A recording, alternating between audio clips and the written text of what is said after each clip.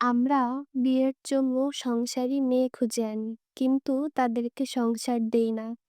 কত শত সহস্র মেয়ে আছে যাদেরকে সংসারী দেখে ঘরে আনার পরও বহু বছর কেটে গেছে, কিন্তু শাশুড়ির সংসারেই ঘানি টেনে যাচ্ছে, নিজে এখনো সংসার পায়নি।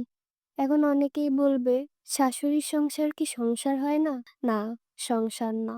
সংসার বলতে যদি শুধু বুঝে থাকে একটা বেডরুম, শুধু তুমি আমি, দিনে দুবেলা খাবার কোনো মতে জুটে যাওয়া, তাহলে সংসার না খুঁজে ভালো কোনো হোটেল ভাড়া নিয়ে উঠে গেলেই হয়। সংসার যেন বউ ঘরে আনার দরকার কি? সংসার বলতে বোঝায় নিজের একটা রান্নাঘর, যেখানে একটা মেয়ে যা খুশি তাই রাখতে পারবে। চায়ে চিনি বেশি দিলা কেন?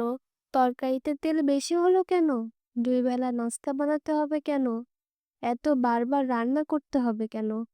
এগুলো কেউ জিজ্ঞেস করতে আসবে না। আবার মন না চাইলে হাঁড়ি উল্টে ৩ দিন শুয়ে থাকতে পারবে।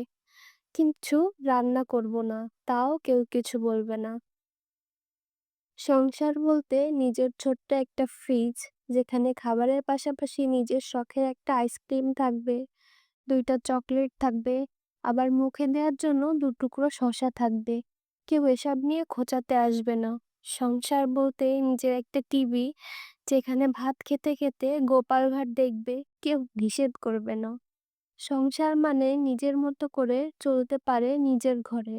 কেউ বলবে না বাবার বাড়িতে কি কি শিখে আসা হয়েছে। সংসার করার জন্য যখনই সংসারী মেয়ে খুঁজে আনবেন, তখন এইসব দায়িত্ব তার উপরে ছেড়ে দিন।